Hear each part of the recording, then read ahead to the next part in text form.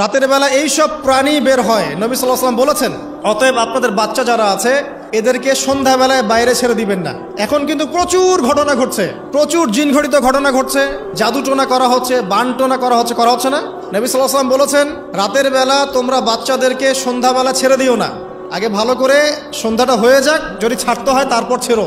তারপর রাতের রাত যখন গভীর হবে তখন তোমরা এলোপাথালি ঘোরাফেরা করো না, রাস্তাঘাটে বনে জঙ্গলে ঘোরাফেরা করো না, কারণ এই সময় এমন কিছু মাখলুককে আল্লাহ পাক ছেড়ে দেন যাদেরকে তোমরা দেখো না। এখন সায়েন্সের যুগ তো, মানুষ মনে করে এগুলোর কোনো ভিত্তি নাই মনে হয়। কোরআন বলছে জাদু সত্য, কোরআন বলছে জাদু সত্য। কোন সূরা? সূরা বাকারা আয়াত নাম্বার 101, 102 পড়ে দেখেন। ওয়াত্তাবাউ মা তাতলু শায়াতিন আলা মুলকি সুলাইমান, এই আয়াতটা পড়েন, বিশাল একটা আয়াত আছে। ওয়া মা কাফারা সুলাইমান ওয়ালাকিন্না শায়াতিন কাফারু ইউআল্লিমুনা আন-নাস সিহর। এই সিহর দিয়ে কি হতো? মা ইউফাররিকুনা বিহি বাইনাল মারই ওয়া যাওজি। সুলাইমান আলাইহিস সালামের সময় এই জাদুবিদ্যার প্রচলন ছড়িয়ে পড়ে।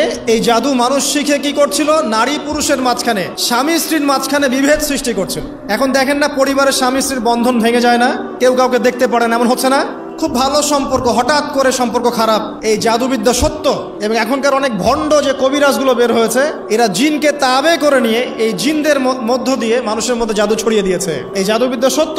এর ফলশ্রুতিতে বহু পরিবার ধ্বংস হয়ে যাচ্ছে, দৃশ্য অদৃশ্যের অনেক ক্ষতি আছে। এগুলো এখনকার সায়েন্স বিশ্বাস করে না। আর সায়েন্স বিশ্বাস করে না বলে যে আমরা বিশ্বাস করবো না এমনটাও নয়। এখন বিজ্ঞান যেটা প্রমাণ করতে পারে নাই, এটা কি বিজ্ঞানের ব্যর্থতা না ইসলামের ব্যর্থতা?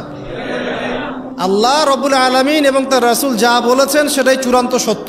সেটা আমরা প্রমাণ করতে পারি বা না পারি, এটাকে অন্ধভাবেই বিশ্বাস করতে হবে। এটাই হচ্ছে একটা মৌলবাদী কনসেপ্ট। আর এভাবে ইসলামের মৌলিক বিষয়গুলোকে না মানলে কেউ মুসলিমই হবে না। কথা কি বুঝতে পারছেন? আচ্ছা, তিনি বলছেন রাতের বেলা এমন কিছু মাখলুক বের হয় যাদেরকে তোমরা দেখো না। দুষ্ট জিন বের হয়। কি বের হয়? জিন জাতি নাই পৃথিবীতে? আল্লাহ পাক সূরা জিন নামে একটা গোটা সূরা নাজিল করেছেন, করেন নাই? কুলু হিয়া ইলাইয়া আন্নাহু ইসতামা নাফারু মিনাল জিন্নি ওয়া ক্বালু ইন্না সামি'না কুরআনান আজাবা। জিনদের একটা দল কোরআন শুনে বলেছিল যে আমরা অদ্ভুত আজব একটা কোরআন শুনেছি। তারপর তারা গিয়ে তাদের কওমের কাছে ইসলামের দাওয়াত দেয়, ওই কওম ইসলাম কবুল করে। এটা নবী সাল্লাল্লাহু আলাইহি ওয়াসাল্লামের জীবনের সেই সময়কার ঘটনা, যখন নবীজি তায়েফ থেকে ফিরে আসছেন। তায়েফবাসী তাকে অত্যাচার করলো, তিনি নাখলা উপত্যকায় এসে নামাজ পড়ছেন, ওই নামাজের কেরাত শুনে জিনরা ইসলাম কবুল করেছে। তো সূরা জিনে আল্লাহ পাক এই কথা নাজিল করেছেন। তো আল্লাহ পাক যে বলছেন জিন জাতি আছে, আল্লাহ কি মিথ্যা কথা বলছেন? নাকি নাসা যখন বলে এলিয়েন আছে তখন ওইটা সত্য, আর আল্লাহ বলছেন জিন জাতি আছে এটা মিথ্যা? তা আমাদেরকে আবার নতুন করে মুসলমান হওয়া লাগবে এখন, আমাদের কনসেপ্ট চেঞ্জ হয়ে গেছে আর কি। আবার দেখেন আল্লাহ পাক বলছেন সূরা জারিয়াতের 56 নম্বর আয়াতে, ওয়া মা খালাকতুল জিন্না ওয়াল ইনসা ইল্লা লিয়াবুদুন। আমি জিন আর মানুষকে শুধু আমার ইবাদত করার জন্যই সৃষ্টি করেছে। তাহলে দুটো জাতি পাওয়া গেল, জিন এবং মানুষ। জিন কিসের তৈরি? আগুনের তৈরি। মানুষ কিসের তৈরি?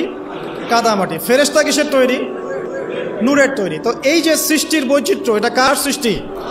তো সেই আল্লাহ পাকের জ্ঞান সবচেয়ে বেশি না আমার জ্ঞান সবচেয়ে বেশি? সে আল্লাহর পক্ষ থেকে যখন কোরআন এবং হাদিস নাজিল হবে, তা আমি অন্ধভাবে মানবো না? নাকি আমি আল্লাহকে চ্যালেঞ্জ করবো ইবলিসের মতো?